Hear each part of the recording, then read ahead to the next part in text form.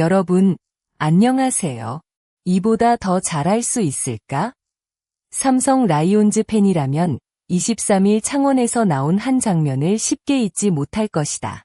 올 시즌 후반기에 합류한 외국인 투수 크리스 패덱이 NC 다이노스를 상대로 무려 8이닝을 책임지며 팀을 승리로 이끌었다. 삼성이 패덱에게 투자한 금액은 약 47만 3,333달러, 우리 돈으로 약 6억 원 수준이다. 단순히 계약 금액만 보면 엄청난 대형 계약이라고 하기는 어렵다. 하지만 지금까지 보여준 경기력을 숫자로 다시 들여다보면 이야기가 완전히 달라진다. 메이저리그에서 132경기에 출전했고 그중 119경기를 선발로 소화한 경험. 통산 638과 3분의 2이닝을 던진 투수에게 삼성이 지불한 금액이 약 6억 원이었다. 그리고 이날 패덱은 그 선택이 얼마나 과감하면서도 정확했는지를 마운드 위에서 증명했다.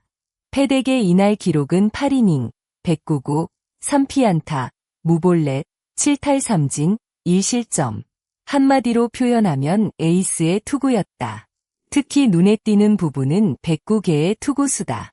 패덱에게 올 시즌 최다 투구수였고 처음으로 109를 넘어섰다. 더욱 놀라운 것은 단순히 공을 많이 던졌다는 사실이 아니다. 경기 내내 팽팽한 1점 차 승부가 이어지는 상황에서 패덱이 스스로 마운드를 지켜냈다는 점이다. 7회까지 이미 92구를 던졌다. 게다가 불과 며칠 전에도 등판했던 만큼 굳이 무리할 이유가 없었다. 하지만 패덱은 쉽게 마운드를 내려오지 않았다. 팀이 필요로 하는 순간 자신이 할 수 있는 가장 강한 투구를 선택했다. 이것이 바로 에이스에게 기대하는 모습이었다. 이날 패덱의 가장 위력적인 무기는 체인지업이었다. 무려 34개의 체인지업을 던졌고 NC 타자들은 이 공을 좀처럼 제대로 공략하지 못했다. 하지만 패덱의 진짜 장점은 한 가지 구종에만 의존하지 않는다는 것이다. 직구 32개를 비롯해 커터 20개, 커브 13개, 투심 패스트볼 6개, 스위퍼 4개까지 다양한 구종을 자유롭게 섞었다. 직구 최고 구속은 시속 153km까지 올라왔다. 빠른 공으로 타자를 압박한 뒤 변화구로 타이밍을 빼앗고 다시 다른 구종으로 승부하는 패턴. NC 타자 입장에서는 어느 순간 어떤 공이 들어올지 예측하기 어려운 투구였다. 특히 체인지업의 움직임이 살아나면서 타자들의 스윙 타이밍은 계속 늦어졌다. 물론 완벽한 경기는 아니었다. 1회 2사 이후 박민우에게 안타를 허용했고 폭투로 주자를 2루까지 보내면서 위기가 시작됐다. 이어 김희집에게 던진 체인지업이 원하는 만큼 꺾이지 않았고 결국 적시타로 연결됐다. 삼성은 초반부터 0대1로 끌려갔다. 하지만 여기서 중요한 장면이 나온다. 실점 이후 패덱은 흔들리지 않았다. 오히려 이후 이닝에서 자신의 투구를 더욱 안정적으로 만들어갔다. 위기를 한 번 겪었다고 해서 경기 전체가 무너지는 투수가 아니었다. 실점을 최소화하고 다음 타자부터 다시 승부하는 능력. 좋은 투수와 에이스를 가르는 차이는 바로 이런 순간에 나타난다. 이번에는 타선이 패덱을 외면하지 않았다. 삼성은 4회 최영우의 중견수 희생플라이로 1에서 1 동점을 만들었다. 그리고 6회 박계범이 저울솔로 홈런을 터뜨리면서 2대1로 역전했다. 이 한 방으로 패덱은 승리 투수 요건을 갖추게 됐다. 사실 패덱에게 득점 지원은 그동안 아쉬운 부분이었다. 앞선 기아전에서는 7이닝 3실점, 그중 자책점은 1점에 불과했지만 패전을 떠안았다. SSG전에서도 6이닝 1실점이라는 안정적인 투구를 펼쳤지만 승리와 인연을 맺지 못했다. 잘 던지고도 웃지 못했던 경기들이 이어졌다. 그래서 이날 2대1 리드는 패덱에게 더욱 특별했다. 8회까지 109구를 던진 패덱은 9회를 마무리 투수 김재윤에게 맡겼다. 하지만 승리가 확정된 순간까지 편안하게 지켜볼 수 있는 경기는 아니었다. 김재윤이 박민우와 박건우를 상대하는 과정에서 2-4-2, 3루 위기가 만들어졌기 때문이다. 삼성 벤치와 팬들의 심장은 다시 한번 크게 뛰었다. 그리고 마지막 타구가 좌익수 방향으로 날아갔다. 이우성의 타구를 좌익수 구자욱이 잡아내면서 경기가 끝났다. 그 순간 패덱의 표정도 바뀌었다. 긴장과 집중으로 가득했던 얼굴에 승리의 환호가 터졌다. 109구를 던진 투수가 팀 동료들과 함께 승리를 확인하는 장면. 이날 경기에서 가장 강렬한 순간 중 하나였다. 패덱이 삼성에 합류한 뒤 남긴 성적은 더욱 주목할 만하다. 6경기에서 3승 2패, 38이닝, 평균 자책점 2.61.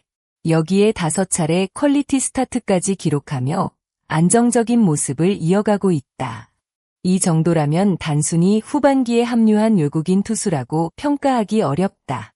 박진만 감독 역시 경험을 기준으로 보면 아리엘 후라도가 에이스에 가깝지만 당장의 구위만 놓고 보면 패덱을 에이스로 평가할 수 있다는 취지의 평가를 내놓았다. 이 말은 결코 가볍게 들리지 않는다. 삼성이 패덱을 데려올 당시 기대했던 것보다 훨씬 빠르게 팀의 핵심 투수로 자리 잡고 있기 때문이다. 이제 삼성 팬들이 기대할 수 있는 그림은 분명하다. 한쪽에는 검증된 경험을 가진 후라도가 있고 다른 한쪽에는 뜨거운 구위와 자신감을 보여주고 있는 패덱이 있다. 후라도가 복귀하고 두 투수가 정상적으로 로테이션을 구성한다면 삼성의 선발진은 이전보다 훨씬 강력한 모습을 보여줄 가능성이 있다. 특히 순위 경쟁이 치열한 상황에서는 매 경기 선발 투수가 얼마나 긴 이닝을 안정적으로 책임지느냐가 중요하다. 그런 의미에서 8이닝 109구를 던진 패덱의 투호는 단순한 1승 이상의 의미를 갖는다. 삼성에게 필요한 것은 화려한 이름값만이 아니다. 결정적인 순간에 마운드에 올라가고 위기에서도 흔들리지 않으며 팀이 반드시 필요로 하는 이닝을 책임지는 투수다. 그리고 현재의 패덱은 그 조건에 상당히 가까워지고 있다. 처음 계약 금액만 놓고 보면 약 6억 원은 크지 않아 보일 수 있다. 그러나 야구에서 선수의 가치는 계약서에 적힌 숫자만으로 결정되지 않는다. 팀이 필요할 때 얼마나 강한 모습을 보여주는지, 어려운 경기에서 얼마나 오래 버틸 수 있는지, 동료들에게 어떤 신뢰를 주는지가 더 중요하다. 패덱은 23일 경기에서 이 모든 것을 보여줬다. 8이닝을 책임졌고 109개의 공을 던졌으며 단 1점만 내줬다. 그리고 마지막까지 팀의 승리를 바라보며 포효했다. 이제 삼성의 선택은 더욱 중요해졌다. 패덱이 지금과 같은 모습을 계속 보여준다면 다음 시즌에도 그를 붙잡아야 한다는 목소리가 커질 수밖에 없다. 과연 삼성은 패덱을 장기적으로 묶어둘 수 있을까? 그리고 후라도가 돌아온 뒤 두 외국인 투수가 함께 만들어낼 삼성의 새로운 원투펀치는 과연 어디까지 올라갈 수 있을까? 어쩌면 지금 삼성 팬들이 보고 있는 것은 단순한 외국인 투수의 활약이 아니라 시즌 후반 판도를 바꿀 새로운 에이스의 탄생일지도 모른다.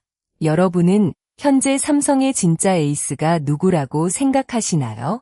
경험과 꾸준함의 후라도, 현재 구위와 투혼의 패덱, 두 투수가 함께 뛰는 원투펀치가 가장 강하다.